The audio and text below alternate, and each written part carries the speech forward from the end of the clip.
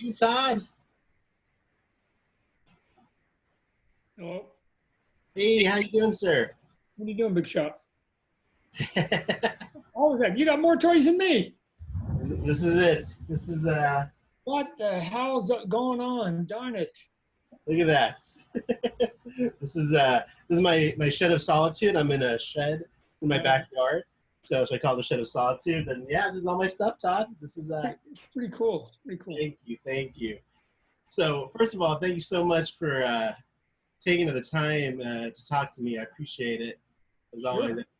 I know you're a busy man, so thank you so much for taking time to talk to me. And I'm gonna get rid of the screen over there.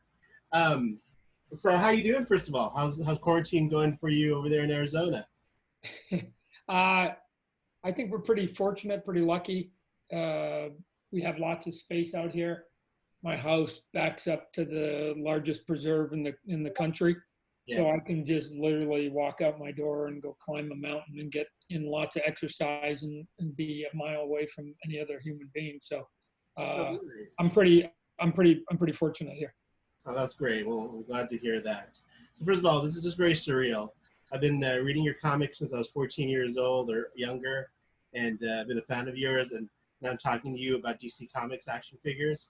It's very strange for me. You know what I mean? You're like you're celebrity for me. So you know what I Oh, mean? come on. We're just going to have a good time. We'll I pretend know, like I know. I just had to get that out there. Just I was thinking about this before you hopped on. I'm like, how did I end up talking to Todd Mcfarlane one-on-one like this? I'm a lucky guy, so thank you.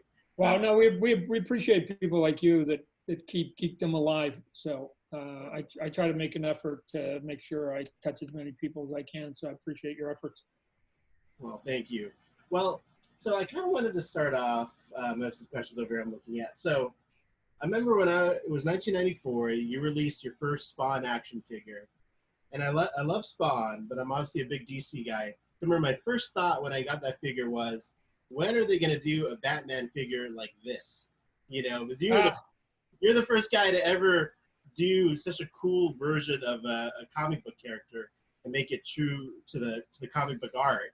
And you really started that. And I know it's over 20 years later, right there. Look at that. Look at that guy right there. See? Right, and it was funny that this look like was so advanced, right? And now it's almost laughable, right?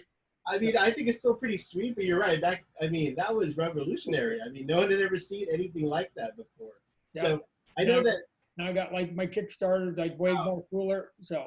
Oh yeah, and I definitely want to get to that as well. But so as far as DC goes, what's it like now being able to do what you did with your own line of action figures now with the DC line? Even though, you know, Mattel, Hasbro, NECA, all these guys have taken their shot at it. What do you think you're bringing to the tables that's different from those guys, and kind of what's your plan for DC? Like what's your vision for it, for what you want to do? Well, a couple things. Number one, I want to bring out as many sort of cool, high quality figures at a reasonable price as we can. That's the easy part, right? There's the sort of the mission statement. I want to make figures that both an 8-year-old kid can walk by and think look super cool on the peg, but somebody like yourself who may be a little more fluent in DC and the mythology will sit there and go, oh my God, nobody's ever made that character. Yeah. And or if they have made the character, then hopefully nobody's made it sort of that cool looking, or at least parts of it are that cool, right? Right. So that's sort of the task there. And in the first wave we did, I would put something like the Batman in armor and the Superman in armor as two examples of that. Yeah. Both of those characters do exist in the comic book world, but you know, the Superman one is like 4 panels, right? Big deal. And the other one, Batman, is like a little bit of a smattering here. So they're not household names even for us geeks, right? Right. What they are just good looking figures, right? And so to me, I think the DC Multiverse, the library has dozens, if not hundreds, of these kinds of characters that will just look good in 3D and will look good on a peg as you're walking by, instead of me just doing sort of the same classic over and over. And currently, Warner Brother Consumer Products has Spin Master doing a lot of the classic stuff, and they're doing, they're doing a good job for what they're doing. I don't think that my job should be, nor does Warner Brothers want me to repeat the same thing at a bigger scale that Spin Master is doing. They want there to be basically a variety so that the consumer can go, oh my gosh, I can get the Spin Master and I can get the McFarlane DC Multiverse, and I don't feel like I'm overlapping a lot. Yeah, gotcha. Okay, well, that sounds great. Now, you've already released, your first few waves. I know the Wonder Woman wave's hitting. I just got that from your team. I love the figures. They're beautiful figures. What have you learned so far from the figures you've released? What kind of feedback have you gotten? Has it changed your plans in any ways, or what have you learned so far from the figures you've released? I would say that, I don't know that learning's the word. I think the best thing that's probably happened, and I mentioned it months ago when we first started, is just anytime you're doing any kind of license with anybody, there's always sort of an early relationship that goes on. So think about it in sort of bad terms, is like sort of dating your first couple days. And then you just sort of see if you're compatible with each other, which basically means, do you trust each other's instincts? And so all big corporations, and Warner Brothers no different, they have agendas that they, are trying to move towards, because they know their movie slate, they know their TV slate, they know which characters are coming along that they want to help push. So they give their recommendation based on what kind of sort of pop culture prestige is coming along. And then my job is to come back and sort of say, hey, yeah, I can do that, and I can do that. And on top of that, here's a bunch of other cool things I think we can do, right? And convince them from time to time, not just Warner Brothers, but anybody I've dealt with in 30 years, is to convince them that sometimes the characters that they may be in love with a little bit more than I am is for two different reasons, right? And so my number one objective when I make a toy is this simple: will it look good in a box on a peg when people walk by it? That's it. Like, and if you can accomplish that piece and do it at a reasonable price, you don't even need a brand. You don't even need a strong brand. But then if you can do that and put a strong brand, woo, right? So again, if we go back to like the Batman in armor and the Superman in armor, and I'm using those names generically. That's right. People don't if you're just looking at it and you're not sort of like you and I, that's sort of what it looks like. I think that even if you're not a geek, you can walk by and go, oh my God, that's a big ass Superman in that box, right? And oh, by the way, I collect Superman. I like Superman. I like DC. I don't have anything that looks like that, so I can add it to my collection. And then you open up the box and you see that not only did it look big in the box, but it comes up with the two wings. By the time you put the wings on, it even gets bigger, right? I see you've got a couple on your shelf back. Oh yeah, I can see, because I can see the wings. Exactly. I love those things. Right, and so it gets even bigger. So if they thought it was a value when they picked it off the shelf, and oh, by the way, when they picked it off the shelf or the peg, it's heavy, and they go, oh my gosh, that's a lot of heft for $20. You're just giving value and quality on a brand that they know at a price that is easy for them to pick up. So I just need to keep doing that, and I think it will work. And there's lots of looks, like I said, that are not what I would call classic, but are super cool looking. And we're just going to dive into some. Absolutely, yeah. And I'm a big fan of those unique looks that are still comic accurate. It's like the old Hasbro figures that would do like deep dive Batman, something they kind of made up. And you're like, oh, what is this? At least the ones that you're doing that are obscure, they're from the comics. They're still from the source material. So I love that you. I mean, I'm still. To be honest, I'm still like bastardizing it a little bit for toy reasons, right? Sure. I'm just going, hey, that was a cool design. you know, like for instance, the Superman one was designed by Jim Lee, not a slouch, not a slouch artistically, right? Good friend of mine and not a slouch. But I remember phoning him saying, "Hey Jim, you know, you just did this. There's only like 4 panels. I can't really quite see all the different angles. Yeah. My sculptors are having difficult. Do you mind if we just basically, you give us a little bit of artistic freedom to just add some cool stuff to it?" And he was like, "Yeah, sure, go knock yourself out." So I, you know, I would say it was inspired obviously by Jim Lee. It's not 100% accurate. That wasn't what we were trying to do. What we were trying to do was just say, hey, how do we do this look in a way that will present itself well in the boys action figure aisle? And it ended up being one of the toys that seemed to catch people's attention and had good sales. Oh, it's a beautiful figure. And that's awesome that you actually called Jim Lee to kind of get his guidance on a little bit, get his permission to, you know, make it your own. That's awesome. So speaking of that, obviously me being a big fanboy with the comics and all that, I would love to see artist-specific, you know, figures and things like that. Is that something you guys are like actively looking at? Like, is that you try to do something specific from a comic book artist? I would say yes and no, and here's why I say that. Some styles, although they're just awesome, it's hard to capture it because there's a nuance to it. Yeah. And so I'll give you an example. Again, another good friend of mine, Greg Capullo. Yeah. You know, who did Spawn for a while and done his fantastic Batman run with Scott Snyder.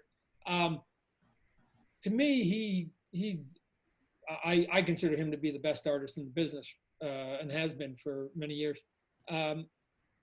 But he doesn't do anything that is like strikingly different if I put it in plastic, right?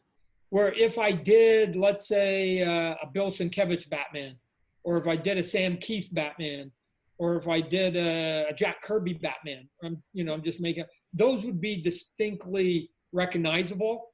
Right. Where you know, Adam Kubert and Greg, they're great artists, but it's in the way that they actually sort of craft their pages, and less about that they all have like a chiseled chin or something like that.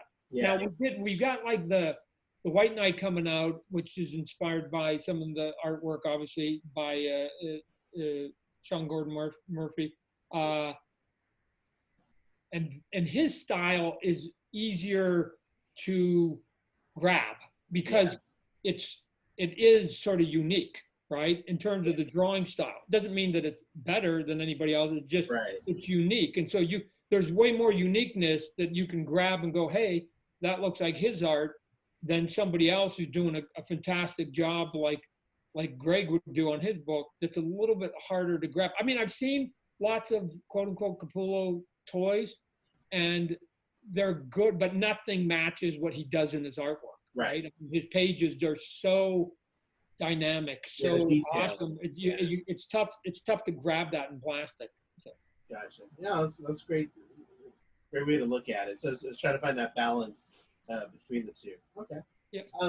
So Todd, like just a couple of questions I want to throw at you from some of the folks on my channel here. I have a lot of people in Brazil who follow me, and they have a hard time getting anything over there.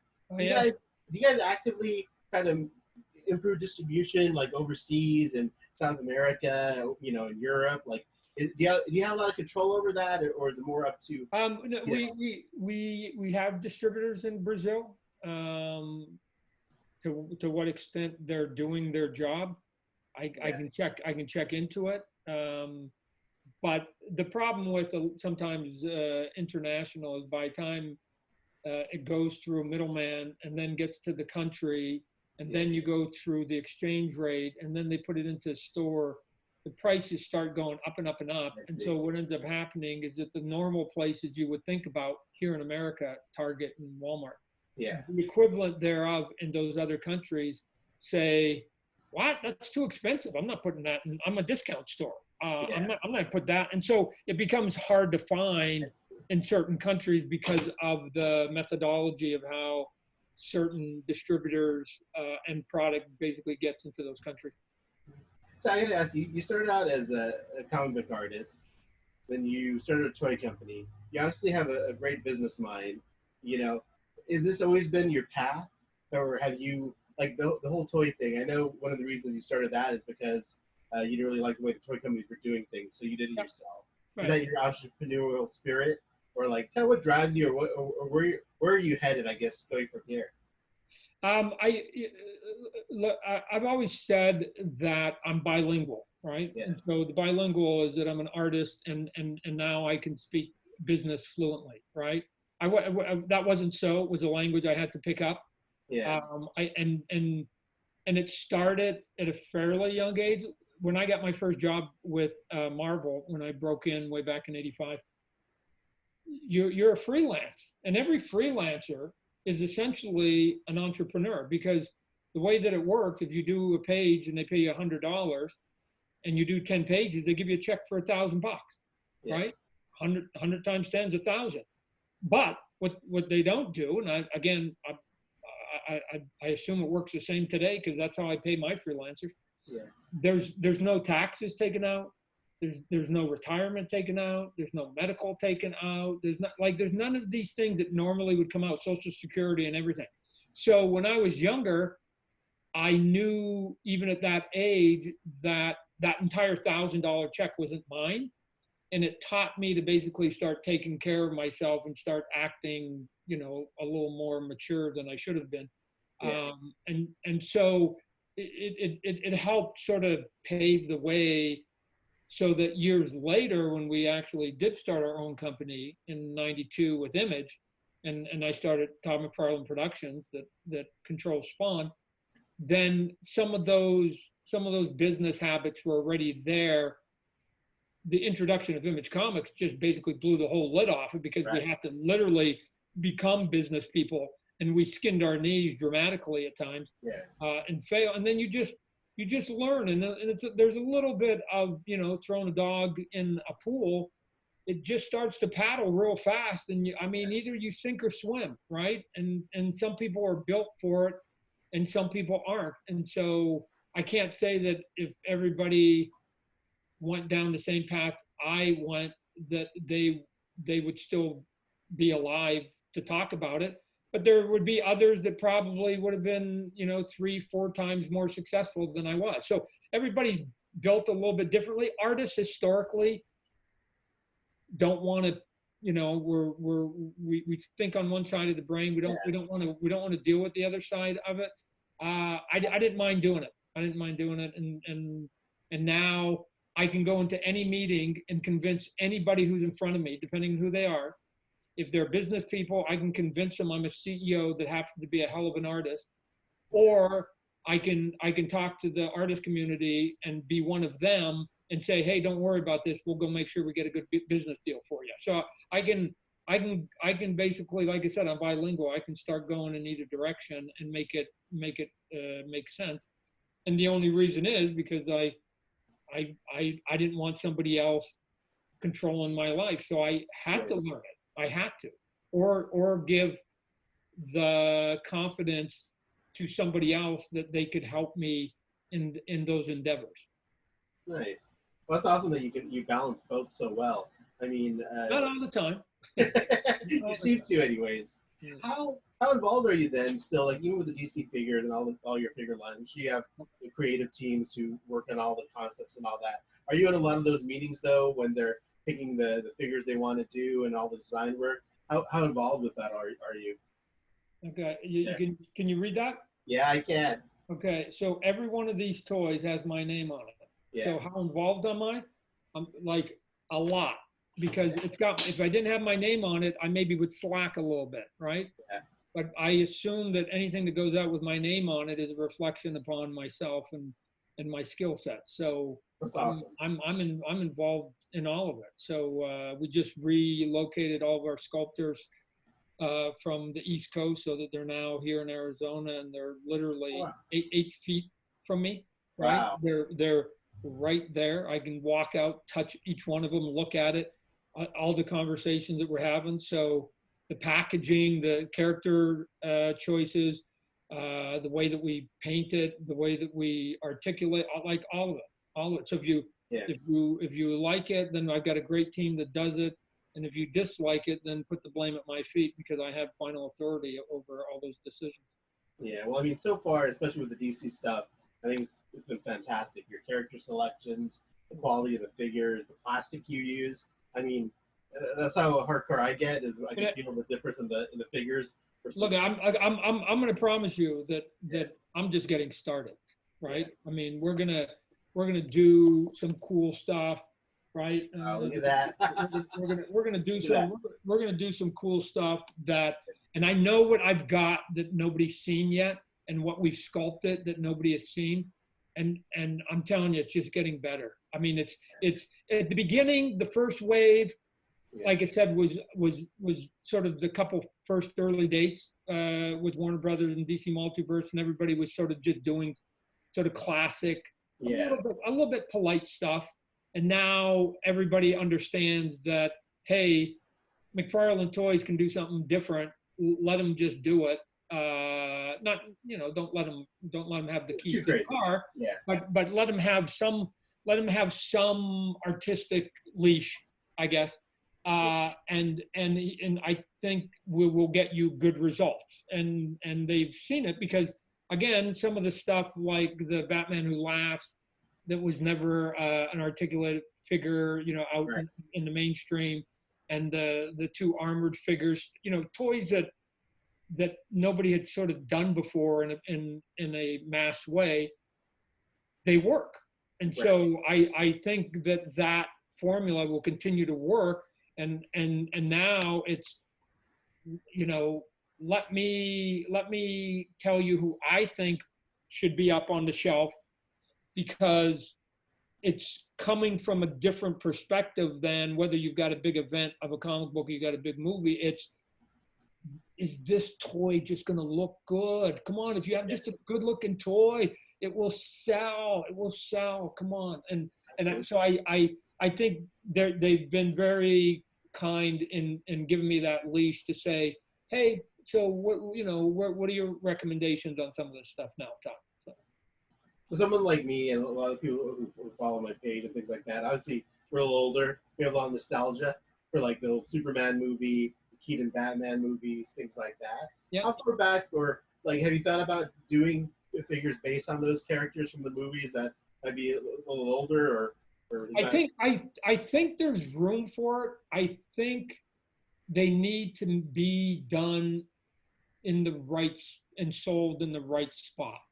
Right. And so I don't think that a George Reeves Superman would work that well in the aisle at Walmart because there's just too many casual DC movie people who just know Superman, Batman, Flash, Wonder Woman in sort of a pop culture way, right? Not in a super geek way. Yeah. And so, but do I think that a George Reeves Superman would be cool to sell? Yeah. And given that we've sold stuff in specialty shops and or our .com, we just recently or currently are doing, this Kickstarter for the first time. I think those are outlets in which some of the stuff that you and I would find fascinating, but it wouldn't be a giant seller, could still see the light of day if we just go to the right delivery mechanisms and leave sort of the big channels for just a little bit more cooler stuff, right? I think that another cool Batman in armor that looks even cooler than the last one would sell better at Walmart than a Michael Keaton Batman, just because it you're going to get a lot of 10-year-olds also walking by.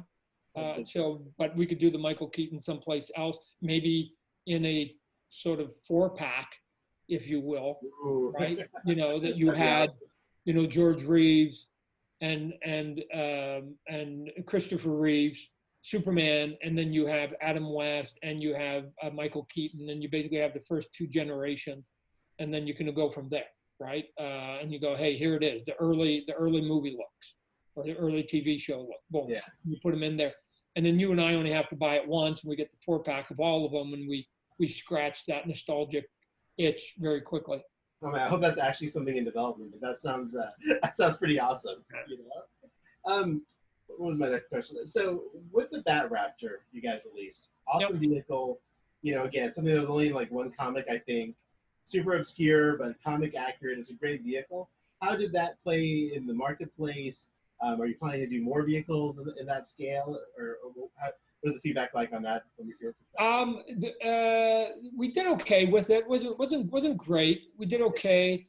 As you know, years and years and years ago, you remember when you went to the store, you had your classic toys here, and then you had like the headquarter box down below. Yeah, down below, right? Yeah, right. It was the big giant box, and it was like you got the secret lair, you got the headquarters, or whatever it was for any brand. And then, you know, a couple of sort of recession, stock market crashes later, and all of a sudden they're like, you know, big boxed items don't quite sell as much, and they come up with their sort of conservative reasons why they don't want that stuff. Or you can have a little bit of it at Christmas time or whatever. So they'd rather just have more $9, $10, $20 items because they know that those fly off the shelves at a faster clip. So we're working on bigger box stuff. It's for either bigger figures and or combo packs. Yeah. Some vehicles, we're talking about some vehicles now. You know, they don't. You know, Spin Master is going to be doing some vehicles or some other company. So there's you know, you don't want to do something that somebody else in the space is doing. Because you don't want to compete with them, you don't want them to compete with you. So you're both sort of self-serving a little bit. But I think there's enough vehicle potential with some stuff out there, and we're working on some right now that we've convinced them that what we want to do, nobody else will be doing. So, and they're like, yeah, okay, as long as everybody's sort of got their own corner that they're playing in. So we'll be making those announcements pretty soon. Perfect. Do they tell you no a lot? The Warner Brothers or DC? Is there anything where that you really want to do something yet, and they've said no? No, not really. I think it's not the no. I think it's more about timing sometimes. You know, they have TVs and movies, video games, animation. They've got things coming in, and at times they want that stuff to hit the market at the same time. You know, rightly so. If I was doing a Spawn movie, I'd want some Spawn stuff out. For sure. So you know, and because of that, then you have to sometimes bump something that you're doing that you think's super cool right now, and you just you want to get it out because you just want everybody to see it. So you just have to be a little bit patient. I mean, our contract's for 3 years, so you know, and hopefully if we do our job, they'll let us continue to do it more. We'll be able to then show, you know, all this stuff that I'm only going to probably skin the surface, even if they let me do it for 20 years. They've got literally a 70-year vault of ideas and things. And I think the biggest treasure trove for me is in the comics. And here's why I say it. Not because I'm biased and I'm a comic book guy, which I am, but when you're doing the movie, then it has to be specific, accurate, right? And you can't deviate, right? And if you don't get Gal Gadot just right, then you see it, right? And so, and that's true with every actor in a costume, and that applies to the TV shows. The comic books, to me, are more inspirational, right? And so the conversations I'm having with them is, I don't really necessarily want to make it look like any particular artist. I mean, if somebody has a look that's sort of super cool, then maybe. What I want is to just look at all this stuff and then come up with the coolest version of like that character. And my explanation is thus. If DC Comic Books hired me as a comic book artist today, which they would take in 10 seconds, and they gave me that book of that character, they would say, "Hey, Todd, go do whatever you want." They would be saying that to me anyways, right? Right. So all I'm saying is, if I was drawing that character, I could make whatever tweaks I wanted to, and editorial would love it, right? As a matter of fact, they'd encourage it. Sure. I'm just saying, let me do the same with plastic. Let me do the same with plastic, right? Don't worry that the Spider-Man that I have in my head doesn't exist yet. Let me put it down years ago on paper when I did Amazing Spider-Man, and I changed it, you know, and some people thought for the better, and it made my career. So let me do that with plastic. What I would normally do on paper, I would tweak. I would never, let me just tell you, if I was drawing any character, I would never completely copy any one person ever, because I'm going to get lost as an artist. I would look at 3 or 4 people, maybe find some inspiration and go. Or I'd look at the costume for about 8 seconds and go, all right, I got it, right? And then I would go do my version of it in my head and not really reference back to make sure that it was exactly the same as everybody, which is why you see it. Somebody does the same character and somebody puts, you know, the glove down here and somebody here, and somebody makes it claws and somebody makes it round. Like, I mean, it happens in comic books all the time. There is no consistency, right? Where in movies and TV, it's always consistent. So I'm just saying, given that it's not consistent in the comic books, which is cool, let me just cobble some of that coolness together. Let me add my own comic book drawing on top of it. And boom, here's what I think that Batman murder machine should look like, or whatever. I'm making it up. So no, I really appreciate that way of thinking. I think as collectors, we kind of get stuck in this sort of mentality. It's got to be a certain scale. It's got to be based on a movie character. It's got to be based on this. You know, we don't have a lot of room, you know, to kind of go with the flow on something. And I think kind of hearing your vision really helps me understand kind of what you're trying to do with this DC line. So it's interesting you're saying that, you know, the fans sort of, you get sort of into a group. Here's where the only time, I mean, I adore fans, right? But an action figure, here's the only piece, and it would be a hell of a panel because I would just love to have the debate, is the whole articulation conversation, right? Yeah. And people were like even with the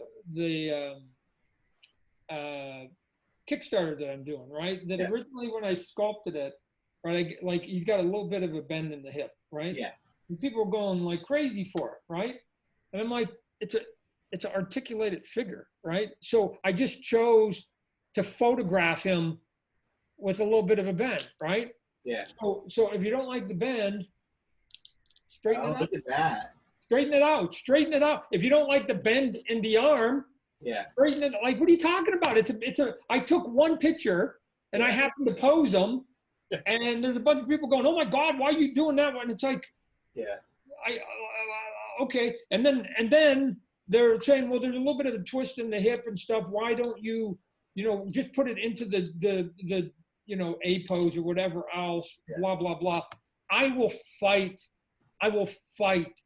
against that till I go to my grave, right? Just because the marketplace as a whole decides to do something what I call boring and bland and vanilla, I will not do that. I will not do it. So have I done it? Sure I have, right? I mean, this guy arguably is in a boring pose, but as soon as you get him out, you can be able to sort of twist them and whatever else. Right. I'm saying, so what if I sculpt him the next time where his shoulder's a little bit higher? So what? So and the thing is like, well, the argument, which is sort of silly, is like, well, then, I want to be able to put him in it, and so I put him in all these poses. Let me just tell you, come on, for a guy who draws on that anatomy, let me just tell you that every sculpted figure that exists has one pose that's real, the one that they're sculpted in. The moment you move anything on your toy, reality gets broken. Reality gets broken. So it's weird to me that somehow that the one reality pose, which is basically the most boring pose that you can come up with, has to be bland. Why? And then, so what difference does it make whether my character can now go into all those other 99 poses, which break reality, just like every other action figure, just like this Batman will, that you just go, you're going to break, so 99% of your poses will break the reality of anatomy. It's just the nature of plastic. Sure. And then there's 1%, which is the A pose. Why does the A pose have to be bland? It's bizarre to me. It's bizarre to me. If I do a little bit of sexy, yeah, which is my 1%, and then you can actually bend it and put it back to your bland if you want. yeah, My sexy will do the 99% poses that your bland one will do. It won't limit what you can do. It will give you the 99% movement the same. We're arguing over 1%. We're over like, right. and it's weird how adamant people are over the 1%, right? I mean, literally, we're talking about instead of doing this, I do this, I do that. Oh my God, not this. Oh my God. Yeah. Oh my God. Everything else moves exactly the same way. Yeah. But oh my God, you moved it 2 degrees, Todd. Like, wow. And here's why I say that. Here's why I bring it up. Because I've tried to teach my sculptors, and we just had the conversation before we went away for a coronavirus lockdown. Yeah. Stop thinking that every character has to have the same articulation. Stop it. Yeah. And here's why, because even my own sculptors were falling into the trap. I go, guys, here's what we're gonna do. We're gonna create 3 buckets, right? We're gonna create heavy articulation, good articulation, low articulation, right? But let's take the one that we like the most, which is heavy articulation. Heavy articulation should be somewhere between 17 to 24 moving parts. Yeah. It shouldn't be one number. It shouldn't be everyone has to have 22 moving parts.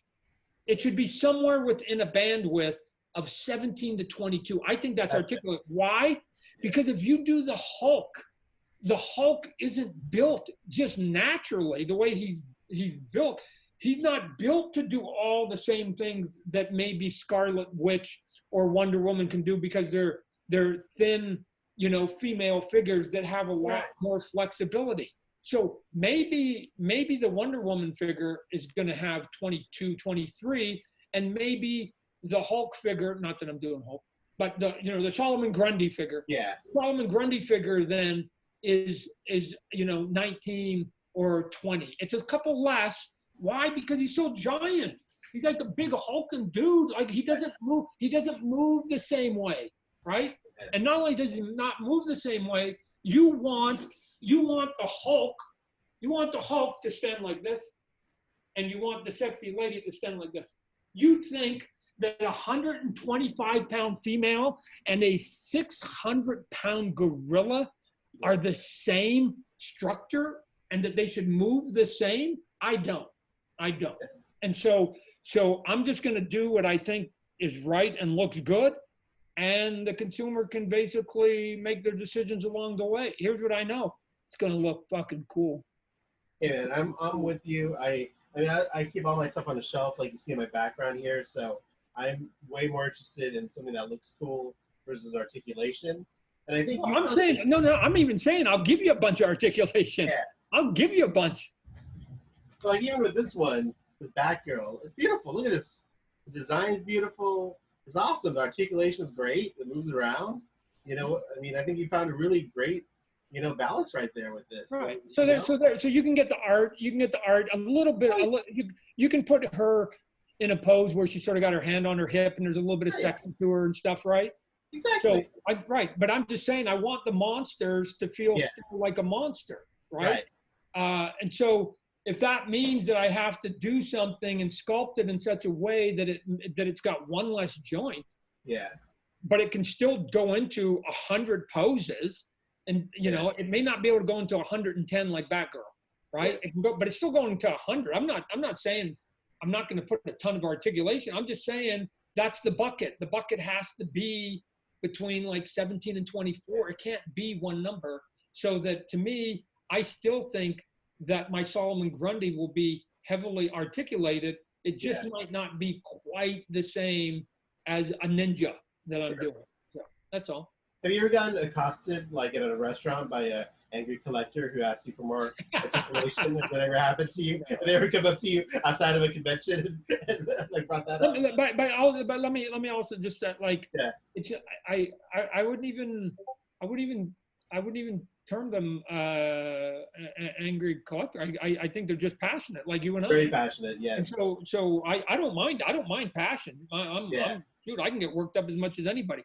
Yeah. So I don't mind it. What you know, again, as long as it's being delivered in a fairly adult fashion, and it's being, and you can sort of give me your reasons for it, right? Yeah. I can give you all my reasons, and most of them are engineering and or artistic reasons. You don't have to agree with any of it. Let me just say.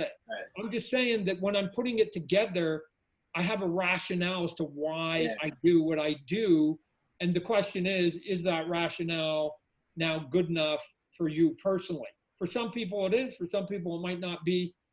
Okay, but what we're talking about is that somebody's saying, well, Todd, Solomon Grundy only came with 22 moving parts and Wonder Woman got 24. And it doesn't diminish the Solomon Grundy to me, because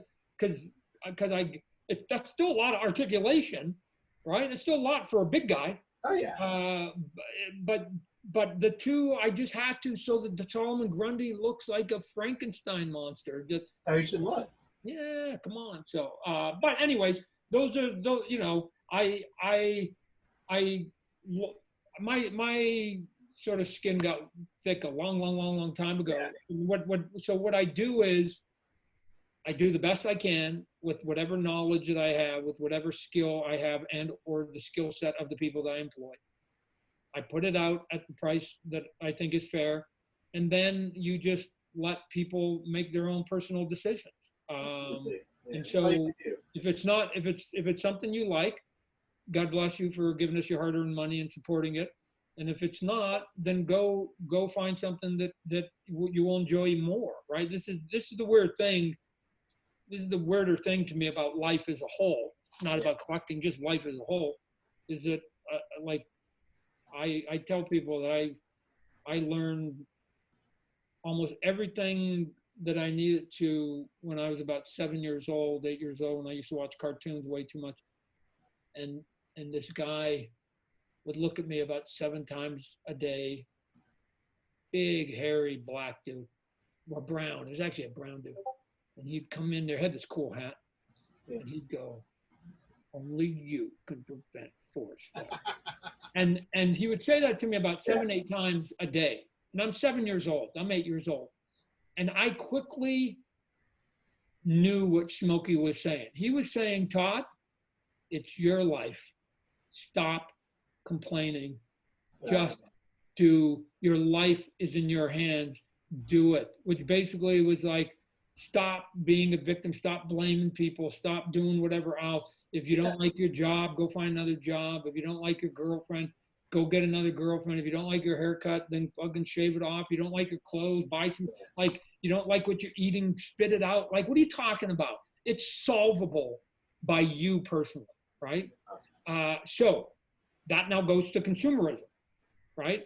And consumerism is just buy what you like, right? I don't understand why you need to stop and complain. It's like some lady who doesn't want to buy spinach at the grocery store stopping and complaining about the spinach, even though she's never going to buy it, and thinking that the spinach, like, why complain about spinach? Just keep walking, go buy the vegetable you like, and you, like, this is so solvable. Consume what you want, consume what you like, consume what gives you comfort, and don't do the other stuff. I do it every day. I'm sure you do, with TV, movies, music, everything that we choose in life. It's weird that I don't stop and bellyache a lot. So exactly. Well, so question, Comic-Con. Were there any exclusives planned for Comic-Con? I know unfortunately it's canceled now. Was there anything in the pipeline for DC fans that you might be seeing or missing out on, or did you get that far with it? Yeah, we had talked about a couple things, and so now we're talking to, if we're going to continue to move forward with it. We're talking to people who may put it on a .com or may sell it someplace else. But it's unfortunate. Sadly, I think and the name's Todd, only rhymes with God, so don't take any of this to heart. I think that things like convention, especially comic convention, those types of gatherings, I think they may be one of the last things to come back, sadly. And the reason I say that is because you can arguably control people going into a store if you sort of manage it. Sure. You can control people at a theater because the chairs don't move. You can control people at a restaurant if you space things out. So there's a lot of ways you can sort of control certain things.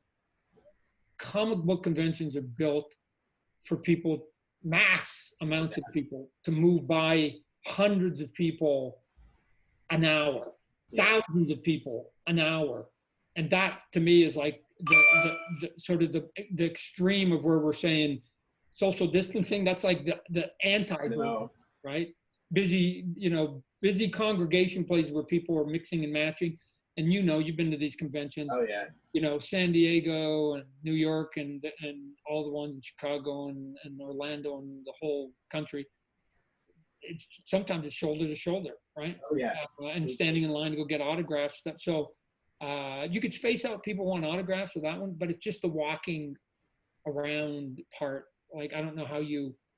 It's gonna be a while. You're right. It's just going to be on the priority. I think that like that's going to be one of the last things they're going to solve, right? I don't know how. So, I guess if they can solve football where people are going to be banging into each other, then I guess they'll eventually be able to solve this one. So they'll find a way. Yeah. One last thing I wanted to talk to you about. Obviously, congratulations on the Kickstarter. I was going to help promote it on my Instagram page, and by the time I put my first post up, I think you already had a mil. With the Kickstarter. So yeah, it was pretty surprising. Yeah. So what was your reaction to that? Like, how do you feel about it? You know what? We'd never done one. I've been talking about crowdfunding for a year and a half internally, just to say, hey, we're never going to know until we ever do it, right? We're never going to have any data, whether it's good, bad, or indifferent, until we do it. And then, we were planning on doing it anyway. We talked about it at Toy Fair a little bit, and then the coronavirus came. And then we were having conversations where it's like, well, maybe now not the good time. Why don't we wait till it was over? I actually superseded that because sometimes it's good being the boss. Exactly. But I just said, no, I don't agree for two reasons. Number one, I don't even know when the other side is. Yeah. Right. So what if it's a year from now? You want me to wait another year? Not going to do it. And number two, right now we don't know what the world's going to be, and so people are still reasonably happy. Yeah. So I'd rather not wait for a year when they're all depressed, right? And then go, hey, guess what I've got? So I thought it would be a little more prudent, especially given that Spawn had just dropped in the Mortal Kombat 11 game. Right. So he was getting a little bit of buzz, and I was doing some interviews of some other stuff, and there'd been an uptick in the Spawn comic book, and we had just won the comic book of the year literally a week before that for 2019, Spawn 300. So there was way more reasons to try and do something, and then all the comic shops got shut down. Yeah. And now us geeks, what are we supposed to do, right? Right. We get itchy. We got to do something. Yeah. And I keep saying out loud that if we don't engage fandom, then they will figure out how to engage themselves someplace else. Right. And I'd rather not let them find another way to engage their geekdom, because they may like it twice as much as the way we're keeping them entertained. Yeah. And so I think we need to keep entertaining them. So it came out. We put a pledge up. Wanted to get a goal of 100,000. In all honesty, and I mean this is the truth. In all honesty, I thought if we hit a home run, we'd get to 500,000. I go, if we can get 5 times that for one figure, come on. And in 11 minutes, we were at our goal. It was almost oddly surreal.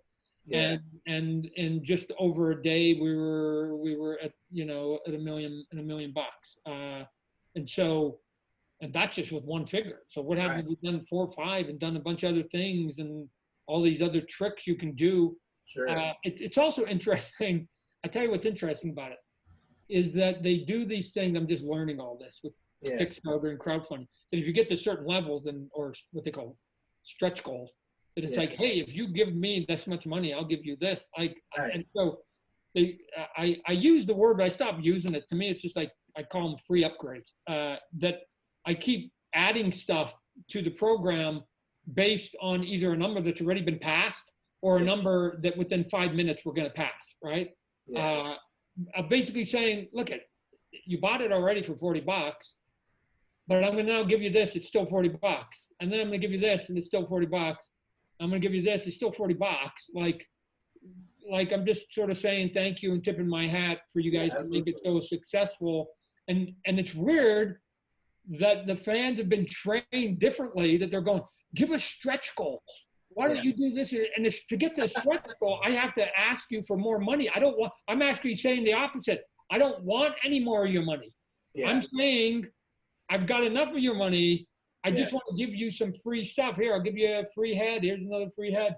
I'll just give you stuff. And you can see that they're fighting, going, no, give us a stretch goal. It's like, I don't know. If somebody said, hey, here's a free dinner, or you can give me $5 and here's a dinner, I don't know. I would take the free dinner every single time. So it's been mildly amusing that some people are like want to get abused, and when I don't abuse them, they're like, come on. They're a little bit of S&M there, but they're like, come on, take more. So the only thing we're gonna be doing probably later today is there's no, which I find this is interesting. I don't know if it's true with the other crowdfunding. You can't buy multiples. Right. I guess I should ask that question at the beginning. I didn't think about it, honestly. Yeah. So do you have a solution for that, though? Of course, this has come up a million times in crowdfunding. Like, what do you mean you can't do multiples? And part of it is because of this weird thing with shipping and stuff. So we're going to put up the way to do it. There's a couple ways to do it. The way we're going to do it is we're just going to create multi-packs. Yeah. Right. And then lower the bundling of the pack of the shipping, so that it's not, you don't have to pay 100% of the shipping twice if you buy the 2-pack now, right? Gotcha. But the 2-pack is still going to be, for instance, you get 2 of the exact same figure, right? A lot of people have been asking that. Hey, Todd, can I buy 2 of it? I want to give one to my brother. I want to give one to a friend, or I want to keep one in the package and I want to pose one, or whatever the reasons are. They have a reason to buy 1, or somebody saying, hey, can I buy 2, or, whatever it is. So we're just going to create a handful of those and just say, hey, just, delete your previous pledge and then jump into another one if you want. But I'm like, you don't have to. I'm perfectly content with where we're at, because you guys. It's a high quality problem, Todd. Huh? It's a high quality problem you got there. Where people want to give you more money. Right, can you imagine, right now in the middle of coronavirus lockdown, right? That's my problem. Can you imagine my first world white privilege problem is that I'm just like going, guys, stop giving me so much money. Yeah. So it's weird. It's weird, and then they get angry if I don't. I know. We don't do it. So. That's great. So, anyways, we'll it's a learning experience. What I do think is kind of cool about crowdfunding as a whole is it will allow me to do product, even DC Multiverse product in my mind that I couldn't put anyplace else. Oh, that's exciting. I would love to see something DC on there, some crazy, looking Batman in the same way you did the Spawn. I would love to see that. So hopefully we'll get to see something like that.